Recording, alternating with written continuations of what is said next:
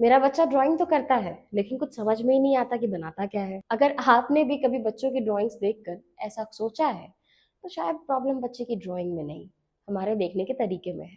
अक्सर टीचर्स और पेरेंट्स बच्चों की बनाई ड्राइंग्स को सीरियसली नहीं लेते, उन्हें क्यूट कह के आगे बढ़ जाते हैं या फिर बच्चों से उम्मीद करते हैं कि वो बिल्कुल रियल लाइफ जैसी ड्राइंग्स बनाए।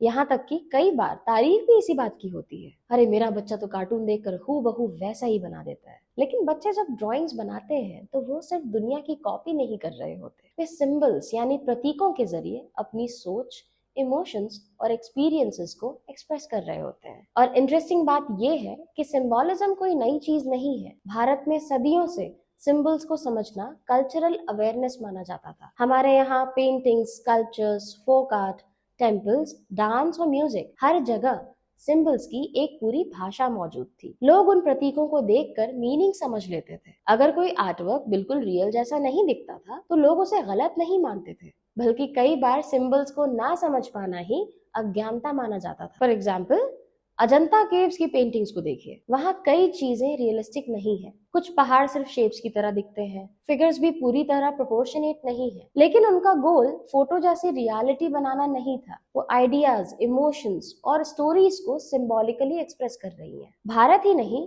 दुनिया की ज्यादातर शुरुआती आर्ट ट्रेडिशंस सिंबॉलिक थी। यहाँ तक कि रेनेसा से पहले यूरोपियन आर्ट भी काफी हद तक सिंबॉलिक थी। लेकिन बाद में रियलिज्म को इतना महत्व मिलने लगा कि लोगों ने आर्ट को सिर्फ असल जैसा दिखने से जज करना शुरू कर दिया। और शायद इसी वजह से आज भी बहुत से लोग बच्चों की ड्राइंग्स को सीरियसली नहीं लेते। लेकिन अगर हम सच में बच्चों को समझना चाहते हैं तो हमें उनकी ड्राइंग्स को मार्क्स या परफेक्शन की नजर से नहीं, बल्कि एक्सप्रेशन की नजर से देखना होगा। शुरू आर्ट फाउंडेशन ने 2017 से अब तक बनारस के 30 गवर्नमेंट प्राइमरी स्कूल्स में 1900 से ज्यादा बच्चों के साथ काम किया है। हमने बार बार देखा है कि जब बच्चों की ड्राइंग्स को जज करने के बजाय समझने की कोशिश की जाती है तो बच्चे ज्यादा कॉन्फिडेंटली एक्सप्रेस करने लगते हैं। उन्हें महसूस होता है कि उनकी सोच की वैल्यू है और यही फीलिंग उनकी क्रिएटिविटी और कॉन्फिडेंस दोनों को बढ़ावा देती है। इसलिए अगली बार जब आपका बच्चा कोई अजीब ड्राइंग बनाए तो तुरंत ये मत सोचिए कि उसे ड्राइंग नहीं आती। पहले ये समझने की कोशिश कीजिए कि वो कहना क्या चाहता है, क्योंकि बच्चों की आर्ट सिर्फ लाइंस और कलर्स नहीं होती, वो उनकी सोच की